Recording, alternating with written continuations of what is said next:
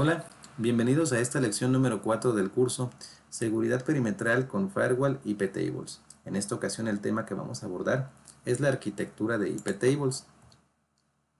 Vamos a estudiar los elementos principales de la arquitectura de IP Tables que debemos conocer, así como el concepto de control de estados y connection tracking, qué es la política por defecto, y por último, vamos a configurar una regla que nos va a permitir llevar a cabo la administración remota del firewall desde el equipo anfitrión a través del protocolo SSH. Lo primero que debemos considerar es que la arquitectura de IP Tables es muy amplia y muy compleja. Sin embargo, en este curso nos vamos a enfocar en los elementos principales y por lo tanto los que más comúnmente vamos a tener que configurar en cualquier entorno de red. Para comenzar, decirles que IP Tables basa su arquitectura, su funcionamiento en 4 elementos principales. El primero de ellos son las tablas, seguido de las cadenas, los matches o parámetros y los targets o acciones. Y para entender de forma un poco más sencilla este diagrama y a modo de abstracción, vamos a partir de un conjunto de preguntas que nos deberíamos plantear. Lo primero que nos debemos plantear es ¿qué es lo que quiero hacer con los paquetes? ¿Quiero aceptar los paquetes, bloquear los paquetes o enrutar los paquetes? Y para ello disponemos de las tablas. Si lo que queremos hacer es aceptar o bloquear paquetes, hacemos uso de la tabla filter. En cambio, si lo que queremos es realizar cualquier tarea de enrutamiento, utilizaríamos la tabla NAT. Una vez que hemos definido qué es lo que queremos hacer, lo siguiente que nos tendríamos que preguntar es dónde, cuándo o en qué momento queremos hacerlo. Y para definir esto, disponemos de las diferentes cadenas que están asociadas con cada una de las tablas. Por su parte, las cadenas asociadas a la tabla filter, si lo que queremos hacer es aceptar o bloquear paquetes, son cadena input, output y forward. Cada una de estas está asociada con los tipos de tráfico que se estudiaron en la lección 1, es decir, la cadena input para gestionar el tráfico de entrada, todo aquel tráfico cuyo destino es el propio firewall. La cadena output para gestionar el tráfico de salida, es decir, todo aquel tráfico cuyo origen es el propio firewall. Y por su parte la cadena forward, que se utiliza para gestionar el tráfico de reenvío. Todo aquel tráfico que tiene que pasar a través del firewall para llegar a su destino. En el caso de la tabla NAT, disponemos de las cadenas pre-routing, post-routing y output. ¿Qué hace cada una de ellas? La cadena pre-routing va a tomar una decisión de enrutamiento antes de que el paquete entre en el firewall. La cadena post-routing va a tomar una decisión de enrutamiento una vez que el paquete ha salido del firewall. Por su parte, la cadena output se utiliza para tomar una decisión de enrutamiento sobre todos aquellos paquetes cuyo origen sea el propio firewall. Y bien, una vez que hemos definido qué queremos hacer, aceptar, bloquear o enrutar, y que hemos establecido en dónde, cuándo o en qué momento, lo siguiente que vamos a responder es cómo lo quiero hacer. Y para ello disponemos de lo que se conoce como módulos de coincidencia o parámetros, o también llamados matches. Podemos filtrar tráfico o enrutar tráfico, bien sea a través de la dirección IP y puerto destino, dirección IP y puerto de origen, interfase de entrada, protocolo de transporte, bien sea TCP o UDP, protocolo de mensajes XMP o cualquier protocolo dentro de la lista de protocolos que están disponibles y que son compatibles con IP Tables. También podríamos tomar en consideración la interfase de salida, un nombre de dominio, una cadena de texto, una fecha u hora en específico, una dirección MAC de origen o bien el estado de una conexión. Y por último, la última cuestión que nos queda por resolver es ¿qué acción específica vamos a realizar? Si estamos filtrando tráfico, lo que podemos hacer es aceptar o hacer un drop o hacer un reject. ¿Cuál es la diferencia entre drop y reject? Reject le va a enviar un mensaje de tipo XMP al equipo cliente donde le va a decir que el host destino está inalcanzable, mientras que el drop simplemente le va a decir que el tiempo de respuesta fue agotado para la solicitud. Como mejor práctica se recomienda en lo posible pues utilizar drop en lugar de reject. Existen otros dos targets específicos, pero que no los vamos a estudiar, sin embargo que sepan que existen, que es el target cuota y el target return. Por su parte, los targets asociados a la tabla NAT son SNAT, DNAT, Redirect, Masquerade, Mirror y Mark. Los dos últimos tampoco los vamos a estudiar, pero vamos a trabajar con los otros cuatro. El target SNAT o SourceNAT se utiliza para otorgarle acceso a Internet a los equipos de la red LAN a través de la dirección IP pública de nuestro firewall, siempre y cuando esa dirección IP pública sea estática y nosotros a priori sepamos cuál es. Si lo que queremos hacer es que tenemos un servidor web en nuestra red y queremos que desde Internet los usuarios tengan acceso, en ese caso utilizaríamos el target Destination NAT. Si por el contrario lo que queremos hacer es una redirección, como el caso típico de redireccionar el puerto 80 al puerto 8080 en el sistema local, es decir, en el propio firewall, no en otro equipo de la red, ahí utilizaríamos el target de tipo redirect. Y el target masquerade realiza la misma función que SNAT, con la diferencia de que en este caso la dirección IP pública del firewall es dinámica y nosotros a priori no la conocemos. Y como no la conocemos, pues también puede cambiar. En ese caso utilizaríamos masquerade como target.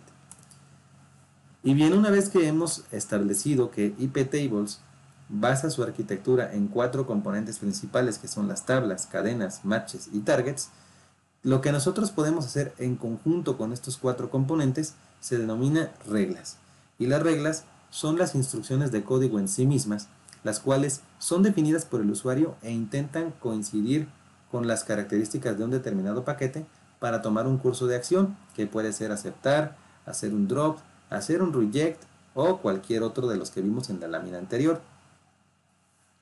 Esto de las reglas lo vamos a ver ya de manera práctica más adelante en este video. El siguiente concepto es el control de estados y connection tracking. Lo primero que debo mencionarles respecto a esto es que es una característica que solamente va a estar disponible en aquellos firewalls que son de tipo stateful. Es decir, stateful significa que tienen soporte para el control de estados y seguimiento de la conexión.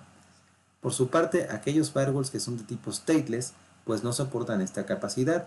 ¿Cuáles son los firewalls tipo stateless? Por ejemplo, los firewall personales de los sistemas operativos Windows.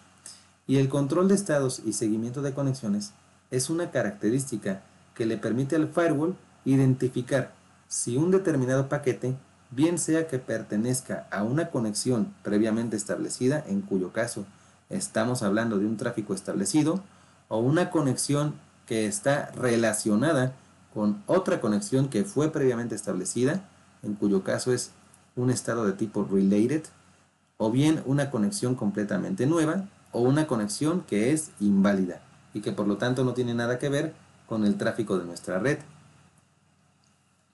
Lo siguiente es la política por defecto.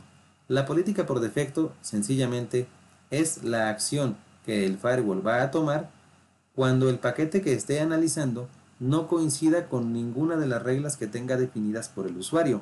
Es decir, ya sabemos que disponemos de una tabla para definir qué es lo que queremos hacer, filtrar o enrutar, una cadena, y que dentro de esa cadena ahí es donde se construyen las reglas. Si el paquete pasa por la regla 1 de una determinada cadena, pasa por la regla 2 y no coincide, pasa por la regla n y no coincide, eventualmente pues va a tomar un curso de acción fijado por la política por defecto, y el curso de acción puede ser o le hace un drop y lo descarta, o sencillamente lo acepta y lo deja pasar. Eso es la política por defecto. Y bien, con esto dejamos hasta aquí la parte teórica. Vamos a pasar al ejercicio de práctica. ¿Qué es lo que vamos a hacer en este ejercicio? Les decía, vamos a crear una regla que nos va a permitir conectarnos a través de este cliente SSH directamente al firewall a través del equipo anfitrión. Entonces, para ello vamos a utilizar como parámetros dirección IP origen, esta dirección IP que es la del equipo anfitrión, 159, y dirección IP destino, pues vamos a utilizar la de la interfase WAN de nuestro propio firewall, que viene a ser la dirección IP 171, como viene mencionado aquí. Hacemos un clear. Entonces, lo primero que voy a hacer es esto, iptables -l. Listar las reglas que ya tenga creadas. Vemos que el firewall está vacío, pero aquí hay que observar algo. La política por defecto en las tres cadenas de la tabla filter es aceptar para input, para forward y para output. Y una cosa más, cuando nosotros estamos definiendo reglas, si no le indicamos la tabla en específico, pues la tabla por defecto sobre la cual se van a agregar las reglas es la tabla filter. Si quisiéramos agregar una regla en la tabla NAT, la tendríamos que especificar. Entonces, pues vamos con el ejercicio. La regla que vamos a construir es la siguiente. iptables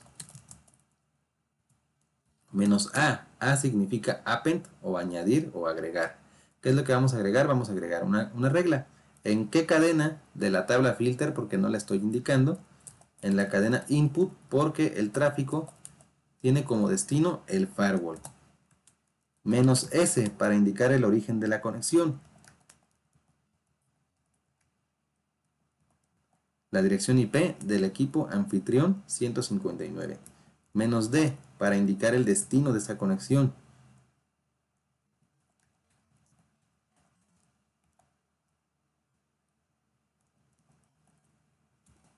Ahora, menos P para indicar el tipo de protocolo de transporte.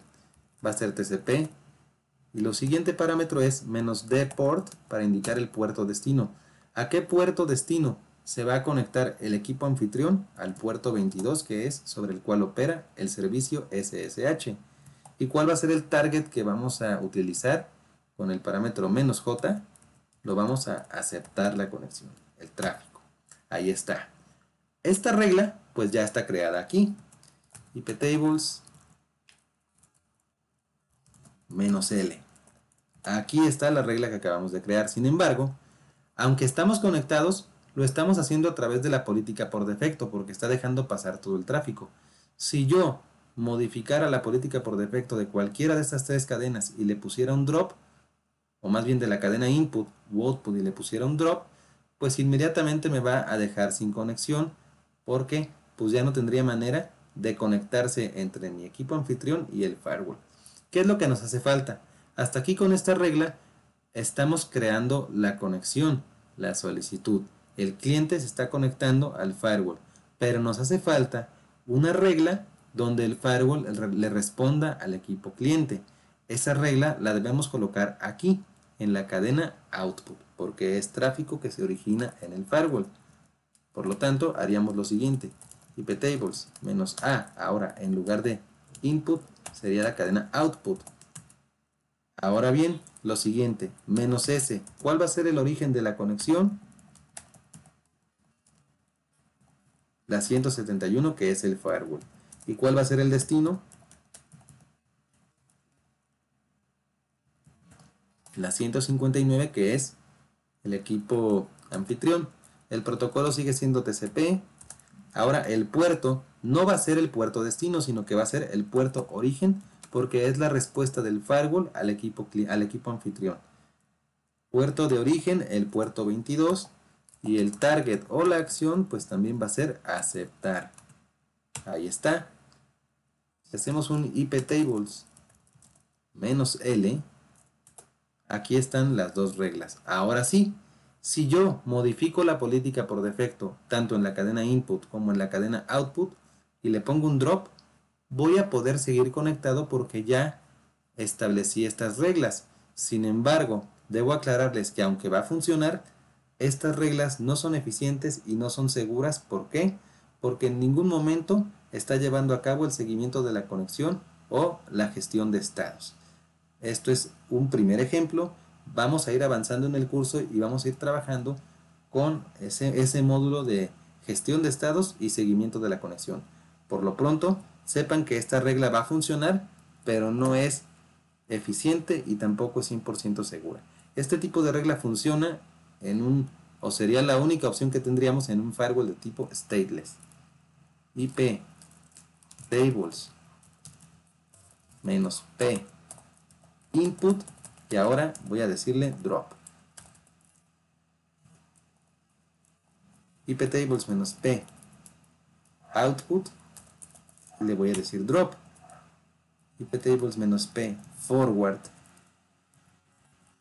y le voy a decir drop. Y observen que puedo seguir escribiendo. Sigo conectado al firewall a pesar de que las 3 políticas por defecto ya cambiaron a drop. Como mejor práctica, siempre nosotros como administradores de seguridad debemos partir de una política por defecto en tipo drop. Es decir, vamos a rechazar todo y solamente vamos a ir abriendo los servicios bajo demanda. Esa sería nuestra mejor práctica como administradores de seguridad. Entonces, pues hasta aquí vamos a dejar el video. Como ven, esta regla ya funcionó. Ya tengo las 3 políticas por defecto en modo drop y sigo conectado. Aunque recuerden que esta regla no es ni eficiente ni es segura y sería la única opción que tendríamos si estuviésemos trabajando con un firewall que no soportara la gestión de estados. Pues bien, hasta aquí vamos a dejar el video de esta lección número 4. A partir del siguiente video vamos a desarrollar un caso de uso concreto con un conjunto de requerimientos que los vamos a transformar en reglas específicas de iptables y vamos a ir viendo el comportamiento de cada una de ellas. Entonces, pues espero que este video les haya gustado, que les sirva y que lo puedan ir implementando en la práctica, en sus trabajos o como su aprendizaje personal. Muchas gracias y nos vemos en el siguiente video.